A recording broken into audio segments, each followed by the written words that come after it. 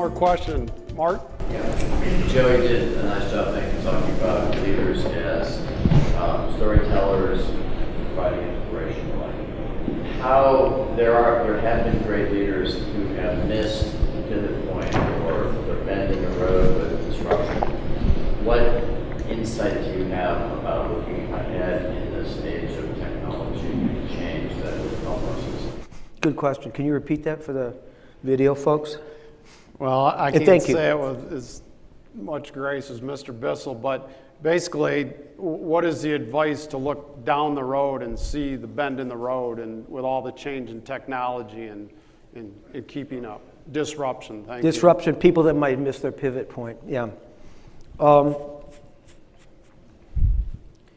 We have to first learn the difference between a trend and a fad.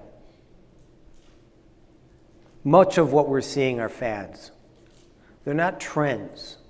They're fads. They come, people embrace them, they go away, they go away. Pet rocks, chia pets, fads.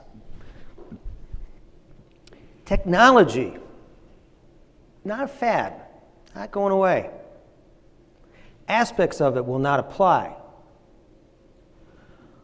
Artificial intelligence is going to be huge.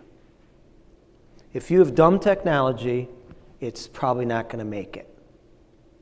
Information is critical. The problem with right now with this fascination with big data is you give somebody that much information and they don't know how to filter it properly, you can come up with real, certain, wrong conclusions. Does it make sense? So we've got to be able to be sharp about analysis, what things mean, what is a trend and not a fad. We have to watch for things like security. It's gone. Somebody probably has stolen your ID. Just haven't done anything with it yet. It's just the odds are. And the governments are going to be using it. So the confidence that we have in technology will also fade a little bit. We'll use it, but we use it very carefully for different reasons. Right now it's, you get a form and they say, well, do you want to get this, this, and this? Agree or disagree to our legal, do you ever read one of those legal pages, or do you just hit agree? You hit agree every time. And there's people that are smart enough to understand this is how we can get information. And the more I know about you, the more I can affect your mind. And so that's going to be a trend. If we don't know enough about our customers, if we're still more in love with our product and services than our customers are, we're living in a different age. We have to know more about them and know what they want. Now that doesn't mean you give them what they want. What they want is everything for free. I'm a capitalist. I love to charge, but I love the value that I can provide to charge against it. It's part of my identity. Does that make sense?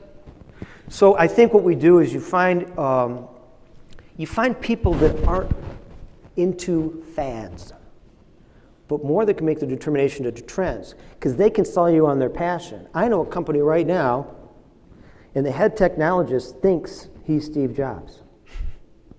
And like I said, Steve Jobs he's a freak show. He's unusual. I got companies that think they're going to become Google. Google was a freak show. It's not a good model. Your odds are very slim. Why don't you just tell your kid, grow up to be a rock star? What are the odds?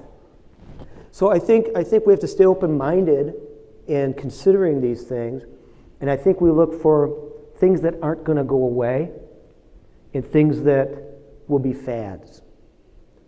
And I wouldn't put my money on a fad. I know everybody wants to get rich quick, but I'm not in that game. I'm more in a game of knowing what the trend is. It's like in the first auto race, they brought out somebody to, I can't think of who it was.